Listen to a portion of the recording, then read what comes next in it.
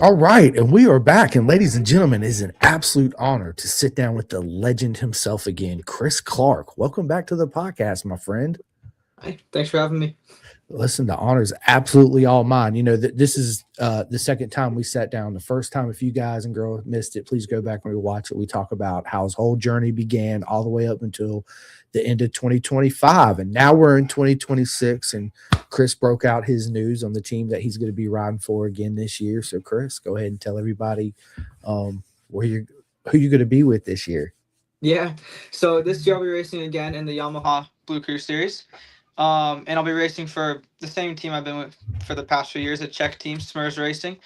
And yeah, so I'm really excited. Love working with those guys. Man, one thing that I'm super pumped for you too is that you're in the same team, surrounded by the same people, and to have that for a rider such as you and everybody in the paddock, rider wise, it's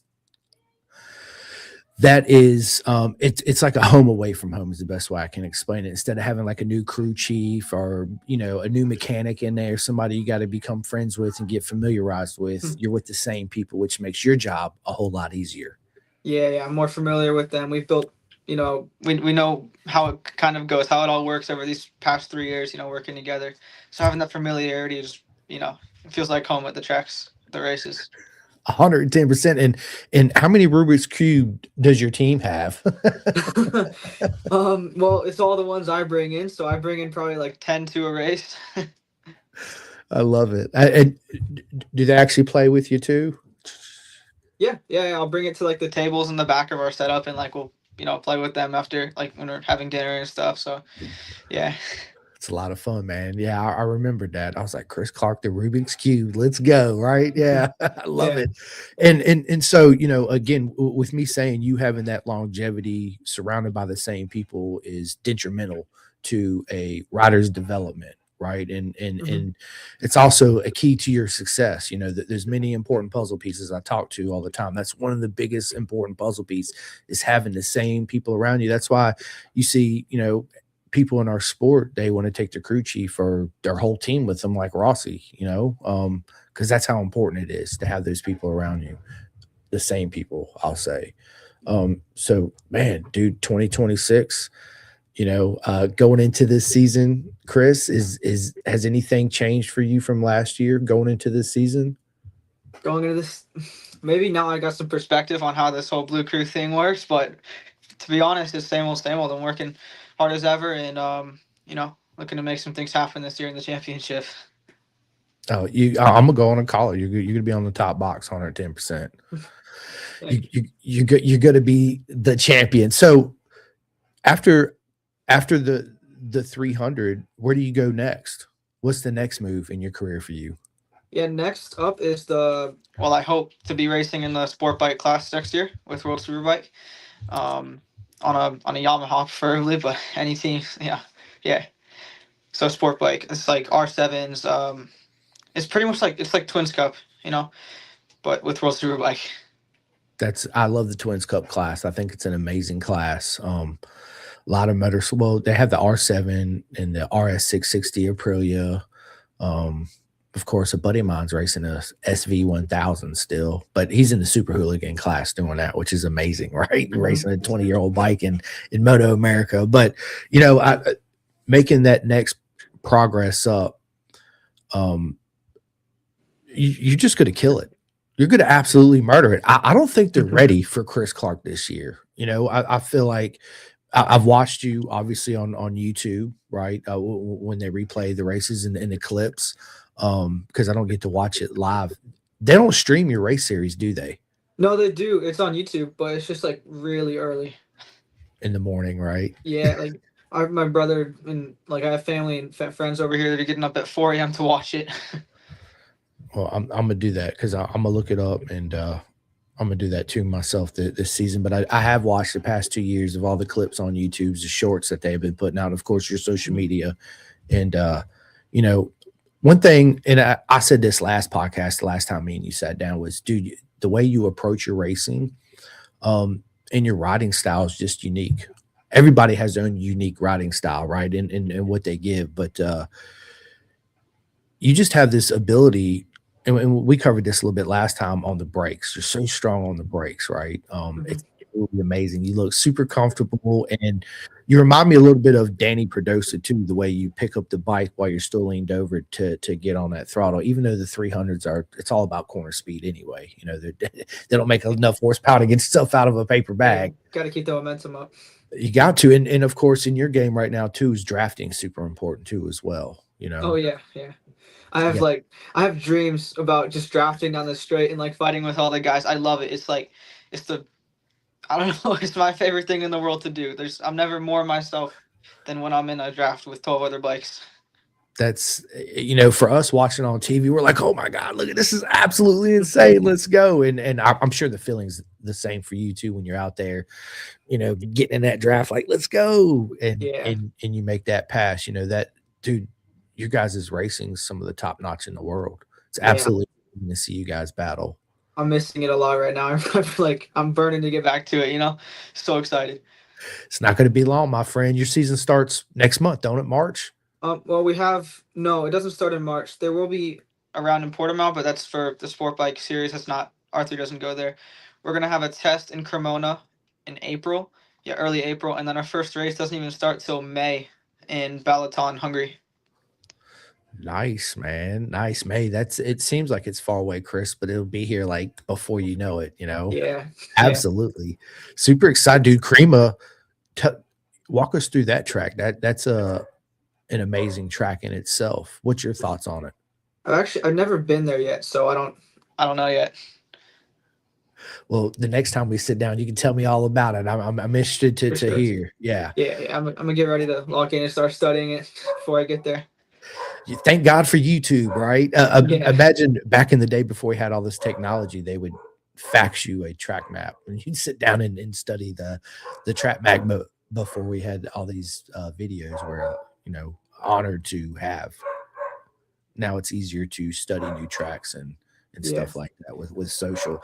So from last year to this year, even though you're with the same team, has your training regimen stepped up a little bit? Are you training in a different way this year from last Um, year? Honestly, no, not really. It's more like I took some of the drills and stuff that I learned in with Yamaha this year at the camp, and doing more of that here. But other than that, it's like same intensity. I go with a plan. I'm focused and I'm ready. And once we're at the track, it's time. You're just ready to go. I could tell you're like, you know what? Let's just get to the track. Yeah, yeah. Off So season's I the want. hardest for you. Yeah, it is. Especially like here in Virginia, it's hard to get anywhere where it's warm enough to go ride. I don't have right now. I don't have anything I can do for like dirt riding and um.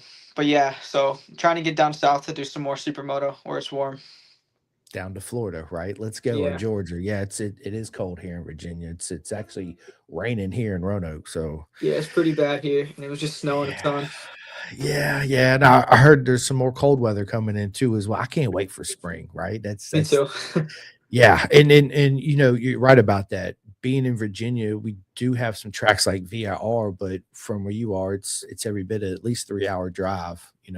Yeah, Me, it's about 2 hours from where I'm at. They do have a kart track, but over there in Europe, that's where they're a lot different than we are. They have a lot of kart tracks around, open daily, 7 days a week, $10, $20, ride all day. yeah. The riders in Spain, they can just pack up their van one day and just go ride by themselves, and it's pretty nice. It is. Out Yeah, here, it's like you got to find an empty parking lot with cones and hope the police don't come or show up or somebody bitches at you yeah. I hope it's above 30 degrees. and not raining. Hope it's above 30 degrees and not raining. Yeah, that's Yeah, 110%. but you gotta do what you gotta do. So getting down to Florida is the way. So 100%. That SFL mini GP, let's go, right? Go down there, mhm. sign up and ride with them. Yeah, talking about being cold riding on a bike too, I've been to the track many times and it's freaking frigid and I got two layers of undersuits on, trying 4 pairs of socks, right? All this stuff trying to stay warm, but you're never really warm. Like it goes away when you're out there because of the adrenaline, but once that adrenaline kind of totals down, right, and it Yeah. plateaus off, then that chilliness starts to creep in, and then I notice I'm tense, I'm holding my breath, I'm not breathing like I should be. All that. Do you struggle with that too as well? Yeah, it's more like the downtime in between the sessions, trying to keep the focus up. But like when I'm on the bike, like I normally, even if it's pretty cold, like I can find I can find a way to focus. Like I remember in Spain last year or 2 years ago, we had to test that day, and it was snowing in the morning, and we still had to go ride. It was crazy. And then another day, it was like extremely windy, maybe 40 degrees, but you still gotta go ride. And the wind really affects those 300s. Yeah, if it gets too bad, like that time actually at Aragon, it was too windy. We couldn't do it. But yeah, with the 300s, they're so light, you just get pushed around. Absolutely, you do. But it's good if you have a tailwind, right? And it pushes you along. You're like, I'm digging this. Yeah, if only the wind was just there on the straight pushing you, I'd take it. And then for all your competitors pushing against them, would be nice. Right? No, I mean, you're right, but that's to me, even the bigger class is like a chess match, right? But the smaller categories to me is more of the challenge than the bigger class because it's all about drafting and track placement, Yeah. and of course you got to be there in the front to be in that position. But on a 300, you could be seventh, eighth, ninth on the front straightaway and find your way to first like that before turn one, Yeah, So it's for sure. I've had turns where I've gone from ninth to first just on the braking because we're all just literally right there. You just gotta be aggressive and willing to take it. what a feeling that is when you pass nine riders on the brake going into turn one. You're like, yes, let's go, right? It's really nice. But then the trick coming out of that corner is to create that gap to where they can't. Hopefully, they don't work together to try to catch you back up, right? Yeah, If they're smart, they will. it's the hardest thing to do in little bike racing is pull a gap. You need a little bit of luck and a lot of skill to make it happen. 100%. It's luck is the right word for it. The skill too, of course, it's absolutely imperative, but a lot of luck that Yeah, needs to happen. But yeah, you're learning so much and all these valuable skills you're learning in the 300 class for the past couple years. When you get on a bigger bike, it's just everything's just going to click, click, click, click, click, click, click. And I'm telling you, Chris, they're not ready for you, bro. They're no, they're not. not. No, they're I'm. absolutely not ready for you. They're not, my friend. Absolutely not. And what's your favorite part of racing, Chris? What do you think your biggest attribute is to racing? My favorite part is just when you're on the track. Like, I don't even know what to compare it to. There's nothing to describe it. Like how I said, like I dream about racing when I'm going 130 miles an hour with 12 bikes next to me, and like we're all fighting, and it's just what it brings out of me, like the passion. I don't know. I just That's my favorite part of racing. I love it, man. I love it. We got a comment just popped up. We got beat me bad 8162. What's going on? He said stoked to see your season this year. Yeah, me too. Thank you. 110%. Yeah, Chris is gonna absolutely go out there and clean up. And last year, you had a bunch of good battles. This year, who do you see your biggest competitor is? Biggest competitor. It's gonna sound cliche, but I think it's myself. There's everyone out there. Like we're all very good. We're all capable of winning this. So it's about the battle within myself. I gotta bring out the best in me through all my training and preparation, and everything I do, and make sure the when the lights turn off, and the visor's down, like I'm ready. I'm ready. I love it. Yeah, you're right. You are your biggest competitor. You're your biggest critic too, right? It's again with what you just said, being with the same crew and the same team helps you right here achieve your goals, right? Versus you switching teams, even though they're the same bikes, right? But you have Hmm. different crews and different crew members. Now you have to adapt to them and learn basically kind of all over again, if that makes sense. Yeah, Not out on track, but within the garage. And that plays a role right here. Um, but you being free and clear in your mind, already working with the core group of people you've been working for the past 3 years, right? It's hmm, like you just come in and pretty much look at him, and he already knows basically what you're saying, right? And so it makes your setups on the bike a lot easier. It, definitely. Yeah, there's a lot less going back and forth. It's like, okay, this and this. They're like, perfect, boom, there it is. Yeah, done. when you and your team understand each other, you can get a lot more done a lot quicker. 100%. And you guys don't have a whole lot of practice time, do you, throughout the weekend? No, yeah, in a race weekend, it's crazy. We get there, like for some people, it's their first time ever at that track. For me, that was the case at half the tracks this year, and we have about I think it's 25 or 30 minute practice, and then 25 30 minutes for qualifying, and then we race with no warm up on Saturday. And same thing for Sunday, no warm up. We just go.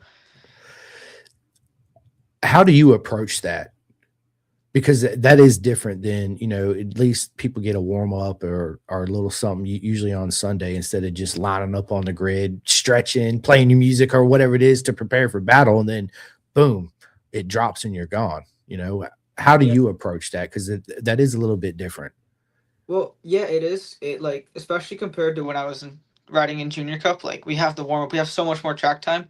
So it's really just about building your routine and getting yourself into the zone other ways than having a warm up session, you know? So that's like listening to some music, doing something you love, and just kind of doing the same thing before every race. That way there's less variables and you're more able to focus. And a lot of Rubik's cubes. Oh yeah, for For sure. sure. I'm playing with cubes all the time just before a race. Sometimes just before I put my helmet on, I have a cube in my hand, and they're like, "Okay, 3 minutes left," so I drop it, and now we're ready to go. So I love it, man. I love it. It's that routine, it's the same familiarization, and instead of when something's out of place and you kind of feel out of place a little bit and you're not so prepared right here, Mhm. and with you guys having not a lot of track time to prepare. And that's why it's so important to be with the same crew. Again, it all comes back full circle to where I ain't got to worry about my bike. I already know it's set up, right? Because my guys are that good. And Yeah, that's one less thing you got to worry about. So when you do play with that Rubik's Cube and that visor goes down, as soon as you're on the grid, you're ready to rip, yeah, which that's also an invaluable skill you'll be able to take with you advancing next year to the sports bike group too, as well. yeah, yeah, It's all those little many important puzzle pieces that's coming together for you. I'm telling you, dude, I keep saying it, but they're not ready for Chris Clark. Like I'm telling you right now, Chris, I'm telling you, they are not ready. Um, you're gonna go out there and clean up this year, my yeah. friend. I'll do my best. No added pressure, of course. I don't want to add any extra pressure on you at all, but I already know what's going to happen, so I can see it. I Thank you. love I it. appreciate it. Yeah, man. No problem, man. No problem. So I'm excited for you this year. You already said you're your biggest competitor, right? And we quite often hear that about, a certain individual, Mark Marquez. You hear it on the commentary, say it all the time. The only person that can beat Mark is Mark. They don't say that about nobody else. And I've never heard any other rider say that. I'm my biggest competitor. You know, Hmm. that's what sets you apart from everybody else too, as well, is the way you're approaching it and the way you think. Yeah, thanks. That, that, that's why they're not ready, Chris. I'm telling you, dude. They're not that. It takes a certain person to basically say that I can beat anybody out here, but the only person that can beat me is me, and it's right here, right? As long as I don't let that happen, then I got everybody else covered, and that's you already won 90% of the battle right there before Yeah, you I was even line about to up on the say. grid. Yeah, I mean Yeah, yeah. yeah, it's 90% of racing is just it's in the head. So 100%. And you going out there, do you have a lot of friends in the paddock? yeah, definitely. Yeah, but, coming into the paddock for the first year, or yeah, a few years ago, I knew nobody, but they were all super welcoming, and like my teammates, really cool. My teammate from last year, I was good friends with him. Still talking with him. Troy Yeah, Savichka, he did the R3 class with me, and then in the final rounds, he was a replacement rider on the Super Sport 300 team, so he's doing good. I love it. And then now this year, you do have a new teammate. What's it like having a new teammate come into the team? Like losing friends is basically what it is. My friend's going to ride with this team now. Now I got a new friend coming in, hopefully a new friend. How do you deal with that? Like, is that something that just don't even bother you? You're just like, I got this guy's number anyway. Come on in the team, or Yes, it's always nice to meet a new teammate. It's like especially being from America, like we don't. I only really get to talk with other Americans, but when I go to Europe, like there's people from all over the place. You know, like this year I have three new teammates actually, one in the sport bike class and two Oh racing yeah. with me in the R3 Cup. So I look forward. I met one of them, the Swiss rider, back in Estoril the last round, and then there's a new rider who, an Italian who I rode with all last year. Do So I'm excited to meet them. do they all speak good English? Yeah. Yeah. All the riders I've talked to have spoken good English so far. That's good. That's Yeah. good. It'd be a little. I'd have my translator out. What did he just say? Speaking the Yeah. mic. Okay, yeah. I feel lucky to speak English because when I go over there, like it's an important skill to have. Everyone over there is learning English, but like I'm lucky enough to know it, naturally. So I don't have to put in that work. I'd rather just focus on riding. I love it. Even at the so this reminds me, we had at the Yamaha training camp last year, um they had an English class, and I was taking an English class with all the riders, and I was like, this is weird, but it was kind of fun. I liked it. I bet you're like, I know the answer to that. Me, me, I me, was me. raising my hand every single time. They're like, Chris, put your hand down. Right? Yeah, it's Yeah, they're hilarious. like, let someone else speak. So, have you yourself? Are you going to learn a different language like Spanish or Italian, or? So I raced for a Czech team, so I've been like going on Duolingo, learning some Czech. And I would like to speak Czech someday. I'd like to even live there someday. It's a pretty cool country. Yeah, I heard it was beautiful. Actually, Simcoe, my last name comes from Prague in the Czech Republic. Oh, really? Yeah, You have that's where my Czech dad's family there? parents are from. Yeah, we got family out there. Nice. Yeah, that's my dad's parents come in whatever year, 40s, whatever, they come off the boat to Jersey. They were part of that migration immigrants or whatever people call them. Yeah, lived in Jersey and grew up. And I'd get around them. They'd talk whatever that Chuck language is. They'd all be sitting around. I'm looking around like, I have no idea even what's going on. Like, So, do you know any Czech words? no, I No. don't. Don't. And you figured I would know that my dad's side of the family's from there, right? But Yeah. they would, when a lot of the families would come together in Jersey, then they would all start doing it. But if it was just me and my grandpa and my dad and like his sister or something, they wouldn't. Just regular English. Mhm. But there was times where my grandpa would be sitting there and just be like, blah, blah, blah, at the TV. And I'm like, I have no idea what he's yelling about. Just let him yell. Right. Like, Yeah. it's hilarious. But my dad, they tell me I need to go. It's absolutely beautiful out there. Yeah, you should. It's one of my favorite countries besides America. And I assume that they have good food. I've never had a proper chuck meal because my grandpa was always bagels from the deli down the street, bagels, pizza, and like lasagna, and of Yeah. course, uh, No, I'm corned still. beef Yeah. and sauerkraut. Ugh. Yeah.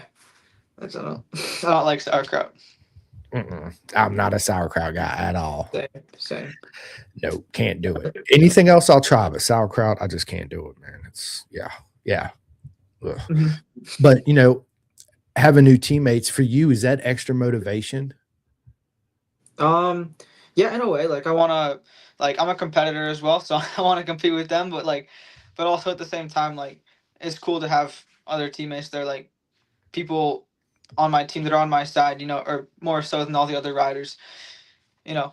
So Yeah, for sure. Yeah, yeah. it's 110%. And do you find it, Chris, is it difficult for you to separate the two from being on track versus off track with your teammate or your friends, which is also your competitors? Honestly, no. Once we're on the track, like it's time to go. Like I'm not gonna just be like as much of a jerk. Maybe I'll hold back a tiny bit, but like if it comes down to winning a race, I'm gonna do what I gotta do, But I won't be taking anyone out. Yeah. Well, I mean, it is racing and everybody wants to win. So you, Yeah. you got to do it because it's your job, right? Yeah, and the thing is, I expect the same from them. I expect that 100%. they're gonna do everything they can. If they can pass me and stop me from winning a race because it's better for them, that's okay. I'm not gonna like it, but it's part of the job. You got to accept it. So Yeah. And you was just better than me on that day, right? yeah, That's what it is. And yeah, I mean, I can see where some people deal with that differently than others, right? Having that friends and then being on track and then taking that whatever incident off track and continuing to oh blah blah blah blah like all Yeah. that. At the end of the day, it's just racing and it happens. Yeah, it's important to separate the friendship you have off the track from when you're actually on the track. You know, 100%. But like you said, hey, if the door's open, I'm gonna stuff you regardless, right? So don't leave the door open. Yeah, yeah. But when it comes to Super Bowl, I kind of want you on my side. Help me qualify. Right. I mean, it's and do you guys ever do that too as a team? Work together, obviously out there trying to put Yeah, each other as far up on the box as you can for qualifying.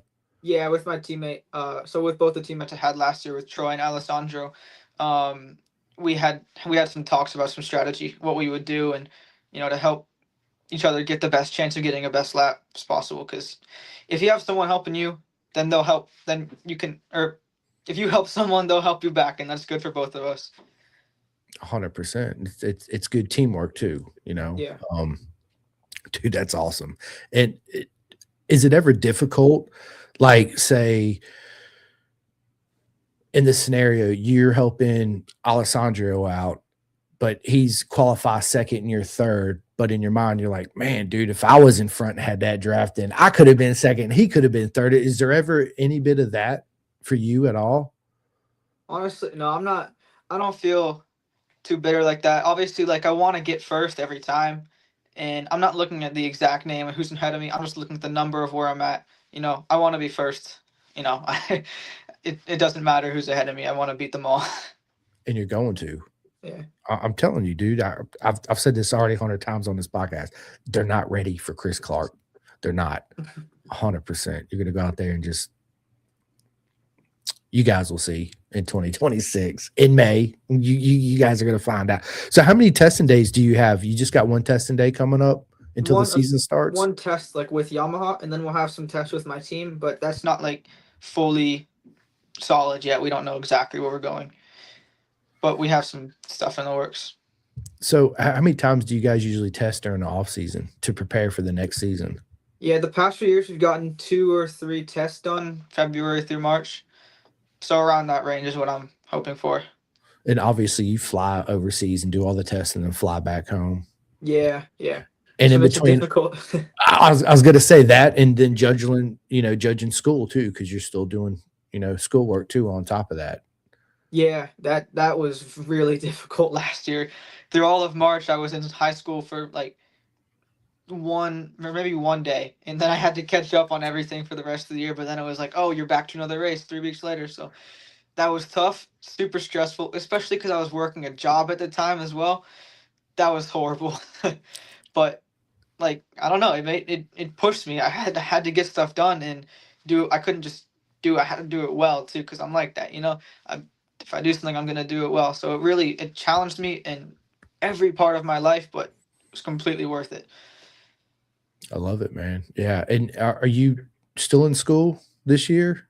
Right now, not currently. I'm gonna be doing some community college classes this year, just to get that started. Like I've kind of since I graduated high school, going into last year, I just decided to take some time off for a little bit. So some school this summer. What are you going to do? What kind of classes you going to take in school? I want to study psychology. Nice, Yeah, dude. very cool. Yeah, that would be cool. Learn the psyche of what makes a road racer, right? Exactly. Yeah. Yeah. Or an Isle of Man TT rider, forget the Isle of Man TT rider, right? The monkeys that ride in the sidecars. Look Oh into my their god. head. Yeah, Yeah, they need. that is crazy. Actually, we introduced a new mechanic to our team that is a sidecar racer. She like drives in the back of the sidecar. It's the coolest thing. She was telling me about it. I don't want to do that myself though. You trust someone else with your life. Listen, I always tell people that the monkeys is what I call them, and the sidecars are just the most. I don't want to say insane. They're just the most unique people you're ever gonna meet because it's like Yeah. you watch them and their whole body's hanging off the side, the head's almost dragging the ground, or at the TT, it's like this far from the wall, and it's like Yeah. you guys are just nuts, right? Like it's absolutely insane. I ain't gonna lie, I would love to take a ride in one just Yeah. to feel it, right? Yeah. Just a slower ride, something smooth, not scary. I mean, I do want to be scared a little bit because that's part of living, right? Like, let's Yeah, for go. But sure. but I I feel want you on whoever's that. on the front of the sidecar to go a little bit more than what I want, so I can look back on it and be like, "That was crazy. I loved it. Let's do it again." Let's You do know? it again. Yeah. But so is that something you want to do? Like, obviously, away once the racing career is over, is be a psychologist? Yeah, yeah. Being a psychologist and taking even my experience with racing into that as well. Maybe being a sports psychologist, but I'm just interested in psychology of people. Like I thinking like how brains work, why people do what they do, all this stuff. I think it's great. It's good that you had a backup plan, so to speak, right? Because obviously everybody that races wants to make a living out of it, right? But we Hmm. all know at the end of the day that's not the case for a lot of them to feasible to make it. So I talk to a lot of young adults such as yourself in the racing game, and some of them don't have a backup plan at all, right? Like Hmm. this is their A plan. There is A, and then behind A is A, and then behind A is A, right? Yeah, So again, it's important to have that backup plan of yeah, something else that gives you drive and purpose in life besides pinning the gas all the time, right? yeah, for sure. I like to think of it as like I got plan A is racing, and then my other plan A, which is the psychology thing. You know, like I just love what I do. Like I'm not doing it just because it'll be something to fall back on. I'm doing it because I genuinely enjoy it, you know? Yeah. And but right now I love racing and I'm pursuing that. So You love them both, and it's good to have a passion for something else because when you're away from the track, sometimes, I feel like some of my friends get so wrapped up into it, it's hard for them to pull away from the racing and enjoy other aspects of life, if that makes sense. mhm. And I feel like the ones that can separate those that are good at it and have other likes and things that occupy their mind, whether it's other sports or painting or whatever it is, I feel like it brings a certain calmness to them and it helps them out a lot mental to when they do flip that switch back on and put the leathers back on, they're more prepared, if that makes sense. Yeah, you're more relaxed because it's not your sole focus in life. I don't know if that's a good way to put it, but yeah, if you got other things that you like are really into, other passions, like it helps a lot with racing when you can spend time away and find balance in every part of your life. 100%, because when things ain't going good in racing, it destroys people mentally bad, and it feels like the world's against you. And how am I going to climb out of this hole and have fun again, right? Where, Yeah. like you said, if you had that passion, you can just go once the season's over or the race weekend's over, you go home, you got a couple of days, you can just put all that away and focus on your other passion and then get right back to it. And it's like a reset button, Yeah. you know, instead of just go, go, go, go all the time, which is good. Don't get me wrong, it is, but it's always a double-edged sword, you know? Hmm. So yeah, man. Yeah. You it seems like you got it all figured out, Chris. For real. Like Doesn't it's feel that way. I'm still figuring it out day by day. listen, I'm still figuring it out day by day, right? It's part of life and being a human, but you got long-term visions and goals for yourself, which is super important at a young age, I Hmm. might add. So it just shows a lot about your character and who you are too as well. I see your future as, of course, being a world champion many times over, but I also feel like with your psychology thing, you're absolutely going to super excel in that, just like you do on the track. And I feel like you're still going to be in the industry, like you said, being a sports psychologist for who knows, MotoGP riders one day, right? Yeah, that would be awesome. Yeah, dude, staying in the sport, giving back to the sport, Yeah. which is absolutely amazing. Do you when you go out and train, do you actually help younger riders too as well? Yeah, if there's a younger rider there I'm with, I want to ride with them and I want to get let them know anything I can because they look up to you and they're gonna listen to you more than their dad or mom, you know. So their parents are sometimes they kind of want me to go talk to them. So I love working with younger kids. Yeah, I feel like there's too many parents that live vicariously through their kids in any sport, whether it's motorcycle racing, football, basketball, motocross, right? I Mhm. feel like I get it with my son. My son's 13. He don't race. He rides a little bit, but like Chris. You said it.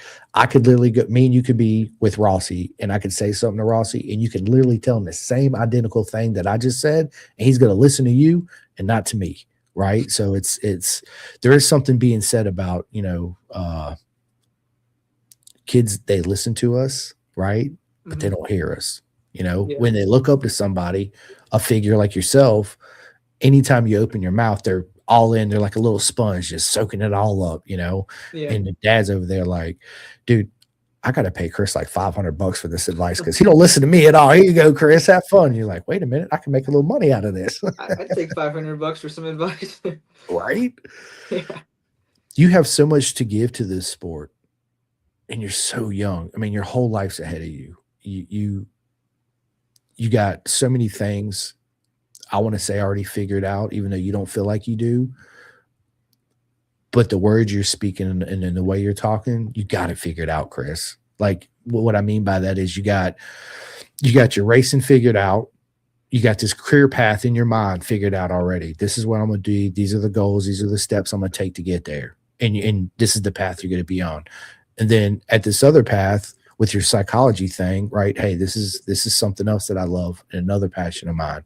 And in between those, right, you're giving back to the community. You're helping the younger riders out. And the only person in the world that can beat Chris Clark is Chris Clark. What? Let's go. Yeah. When you put it like that, it sounds pretty good. That's awesome. I mean, that's exactly what you told me, right? Yeah. So you that's what I mean by you're ahead of the game in that department because you got all these little things in this past clear to find out that you laid out in front of yourself that you want to achieve, which is super important. And you have the drive to do it and you're going to do it. That's the thing is you're going to do it, and that's why I said people are not ready for Chris Clark. They're not. Yeah. So it's just all those little now this track map you have laid out in front of you. Now it's these little pieces that's got to come into play in order for it all to come together to make it happen, and you, my Yeah. friend, are well on your way. 110%. Thank you. Thank you. I'm stoked for your season this year because you coming into your last season I thought was a proper mega season. Of course, in your eyes, well, I wanted to be number one and be on that top box, but you learned a lot from last season. All that momentum's coming with you into this season, and you already know what you got to do to win. Yeah, yeah, exactly. That's a that's something I've been thinking about a lot, reflecting this last season and like taking whatever I can to now. Like I got a whole new perspective going into this, and um, I know what it's gonna take, and it's just a matter like of time. Got to be ready to put in that work and make it happen, execute. So when do you fly out for your back over to the Euro? Yeah, I'll probably like to go a week or two before my first test in April, so late March. Late March, you'll fly out. Are you gonna be able to make it to the Daytona 200 this year? Do you ever go?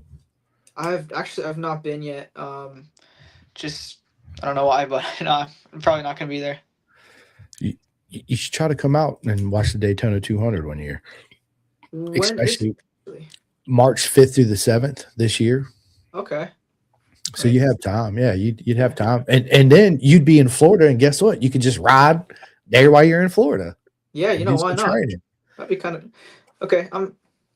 Yeah, I'll start planning something actually. I mean, obviously this year's is kind of maybe a little too late. I don't know, maybe, but Not you shoot necessarily. You can make it happen. there you go, right? I'll be there. So yeah, let me know seriously if you're gonna come because we could sort you out some passes and get you into the races for free. Cool. Um, Thanks. And yeah, if you actually make it down, I'll talk to Michael Carrera, which runs SFL Mini GP. If they have something going on, you can show up and get to training. Yeah, that'd be great. It'd be a lot of fun. It'd be good off season training for you too, as well. Yeah, yeah. In the winter, it's hard to ride much, so it'd be good to finally get back on the bike again. Yes, yes, Yeah. it will. And the cool thing about their programs, you don't even have to have a bike. You can just show up. They got bikes that you can rent or whatever. Yeah, it's So nice. yeah, it's an amazing program. But going down to Daytona, nice warm weather. I can't wait, Chris. I can't wait to go to the beach. I'm ready. I am Yeah, ready. I'm Yeah, tired of this cold weather. The snow still hasn't melted over here. It sucks. yeah, dude. We still got snow too around here, so I Yeah, feel you on that. What do you I heard think it's supposed about? to be more too. Yeah, dude, me too, man.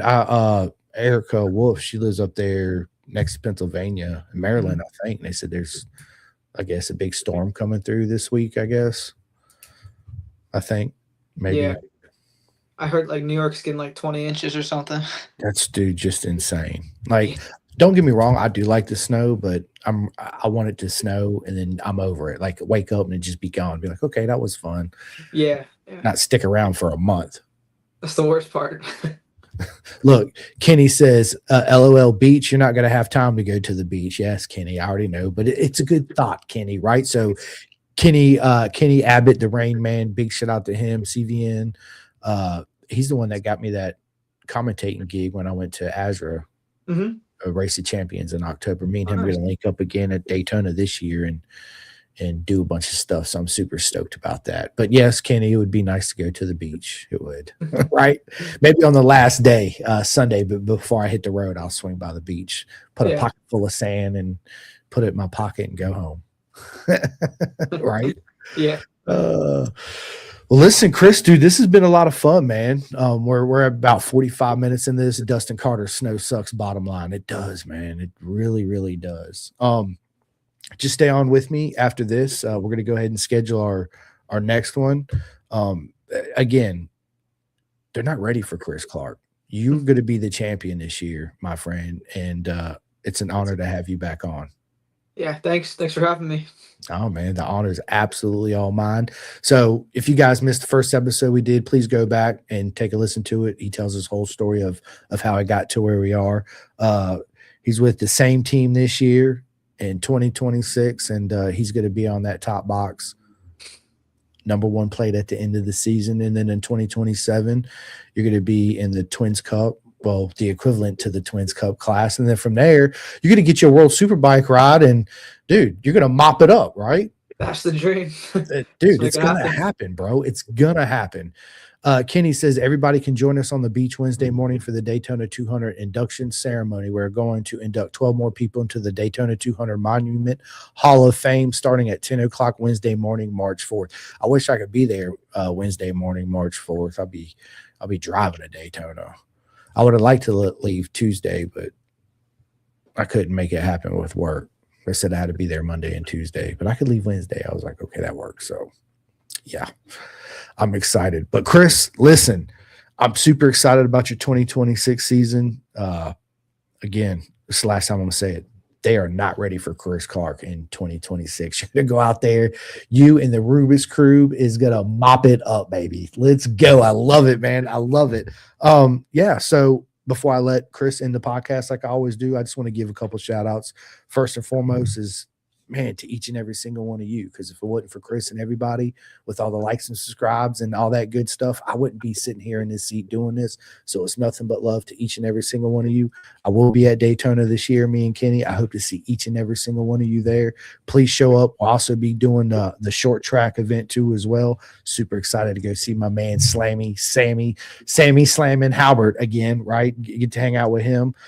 Big shout out to K-Tech Suspension, SFL Mini GP in Florida and in Jersey. I got two friends that make undersuits. You're not going to go wrong by ordering from either or of them. The first one is 64 Degree Racing. You can go to 64degreeracing.com. The second one is venomsport.com. Mama Aliki, she makes both of those are the best undersuits on the planet. So you're not going to do wrong by ordering from any one of those. I got three friends that make graphics, helmet wraps, bike wraps. You can get your dog wrapped, your wife wrapped, whatever you want wrapped, right? The first one is Drip and Wet, Chris Grazil, REB Graphics with my man Reese Brody, and of course Gus Rodeo with GRG Designs. Big shout out to Chef Eats. If you guys out here in the United States are looking for that go fast meal that's super high in protein, super healthy, and some of the best meals you're ever going to have on the planet, look no further than Chef Eats. If you're out there in California, CVMA, make sure you sign up for the Racer 401 program with Aunt Lee Terry and their mentorship program. It's absolutely amazing what they do. Any of my friends out there in the UK, you guys can go to theclothingkings.co.uk and order all your Pin to Gas podcast merch. You get hats, soft shell jackets, all that cool stuff. Be in style. Start off 2026 in style. Big shout out to Vet2Track, all my veteran friends out there that's interested in getting to the track. Look no further than vet2track.org. if you know anybody that's been in an unfortunate accident, that maybe be, missing an arm or a leg or something, that thinks they can't never ride again, that is bullshit, because you guys can go to tbexusaexperience.org, sign up, and get back out there on that motorcycle. It's an absolutely amazing program. Chris, have you ever heard of TBEX Experience? No, I'm not. Bro, so Michael, I know I'll murder his last name if I say it. He went out on a trip years ago to the UK.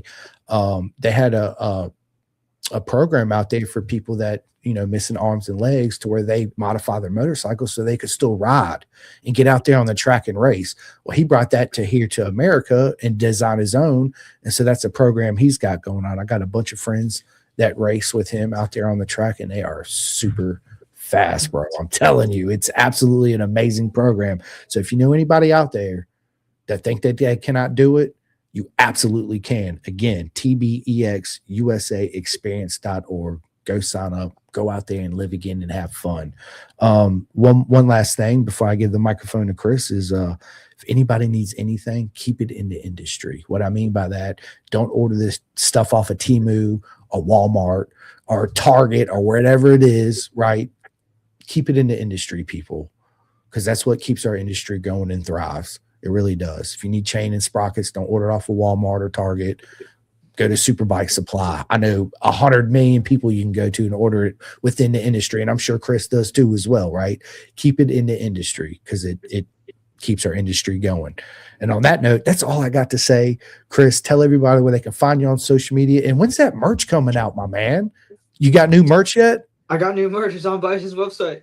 Yeah, that's right. Bison, you guys can go to bisontrack.com and order all your Chris Clark merch out there on the website. Mm-hmm.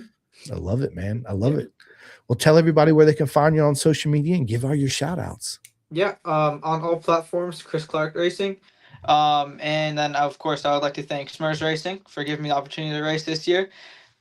And then Yamaha for, again, the opportunity to race this amazing championship with World Superbike. And thank you to World Superbike for allowing me to ride. I want to thank Bemola for the helmets, keeping me safe. And Bison Track for the suits, boots, and gloves. They do it all. They make it high quality, and if there's ever any issues, they're really responsive about getting it fixed, but that's rare that it has to happen. Pole Position Travel, I would like to thank them. They sell experiences at all the World Superbike races, host dinners. And then Michael Hill, I'd like to thank him, my manager, because he helps me, makes everything super easy, and it's really awesome, gives you some guidance. And then, of course, my mom and my family for supporting me and allowing me to do this. So, yeah, thank you to everyone who watched, listening, and appreciate you all. Yeah, awesome. Big shout out to Michael Hill, good mate of mine too as well. He was on that. If you guys missed it, I put a post out earlier. Gray Fam put out that new Full Throttle documentary. Have you seen that, Chris? Not yet, no.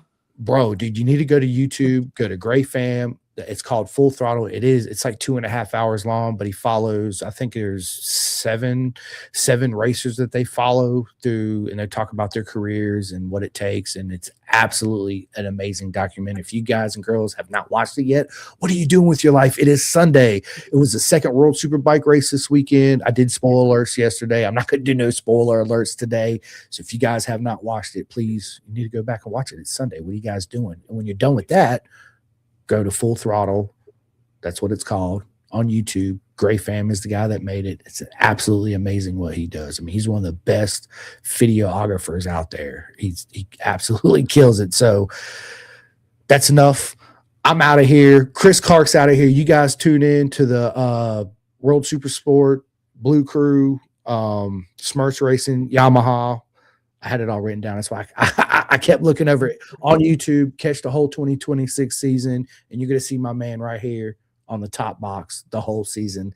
Let's go, Chris Clark. Let's go, baby. We got it. Anyway, on that note, we are out of here. This episode will be out in about 30 minutes, Spotify, iHeart, and all that good stuff. So I'll send y'all the links. Just stay on with me for a moment. And on that note, we'll see you guys soon. Calling all two-wheel enthusiasts, get ready to rev up your earbuds with Pin the Gas Podcast, the ultimate motorcycle racing podcast, hosted by Chris Simcoe, one of our very own excellent leaders here in Roanoke, Virginia. With expert analysis, behind-the-scenes stories, and exclusive writer interviews, Pin the Gas podcast delivers the adrenaline rush of the racetrack straight to your ears. Whether you're a diehard fan or a curious newcomer, you'll gain insights that will transform how you watch and understand motorcycle racing. On your favorite podcast app, join Simcoe as he takes you on a high-speed journey through the world of motorcycle racing. Pin the Gas podcast.